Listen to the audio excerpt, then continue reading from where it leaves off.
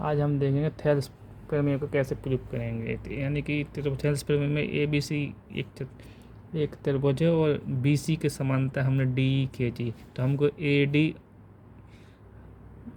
D हमको सिद्ध करना है A D upon D B और ए ई अपॉन ई सी कर अनुपात बराबर है, इनको ये सिद्ध करना है। हम त्रिभुज देखेंगे, त्रिभुज ए डी ई, पहला त्रिभुज देखेंगे, त्रिभुज ए डी का क्षेत्र, ए डी में त्रिभुज का क्षेत्रफल, त्रिभुज ए डी का क्षेत्रफल 1/2 आधार, इसका आधार ए डी है, इस पर लंब ई एन है। समीकरण इसको 1 मानेंगे। त्रिभुज हम फिर देखेंगे, त्रिभुज बी डी ई, त्रिभुज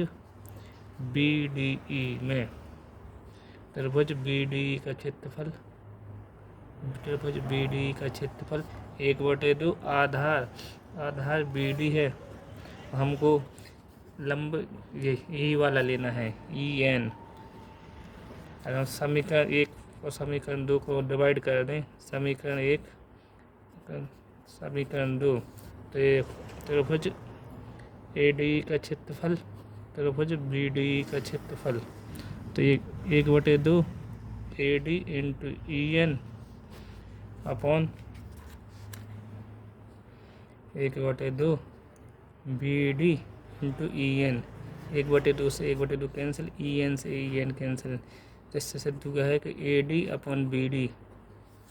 का रेशियो बराबर होता है। अब देखेंगे त्रिभुज ए डी फिर से लेंगे, त्रिभुज ए डी का क्षेत्रफल, तो हमको अब ए डी का क्षेत्रफल है तो ये वाला लंब लेंगे हम इस साइड से, ये वाला त्रिभुज, तो देखेंगे त्रिभुज ए डी और फिर त्रिभुज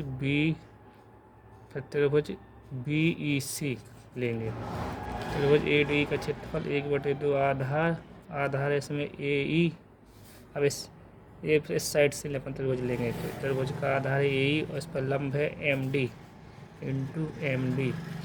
और त्रिभुज ई बी सी में या फिर त्रिभुज बी ई सी देखेंगे, त्रिभुज बी ई सी का क्षेत्रफल, त्रिभुज का क्षेत्रफल 1/2 आधार, इसमें आधार ई सी है, इसमें लंब हम डी एम ही लेंगे, तो लंब एम डी या डी एम। समीकरण 3 और समीकरण 4, इसमें हम डिवाइड समीकरण, इसको हम डिवाइड करेंगे, इसमें हम एक समीकरण 3 और समीकरण 4 का भाग देंगे, तो 1/2 A E into M D upon 1/2 E C upon M D, तो एम डी से एम डी कैंसिल, 1/2 से 1/2 कैंसिल, तो यह है ए ई अपॉन ई सी। इस प्रकार हम कह सकते हैं कि A D upon B D बराबर A E upon A C. Thales प्रमेय इस प्रकार प्रूव कर सकते हैं हम।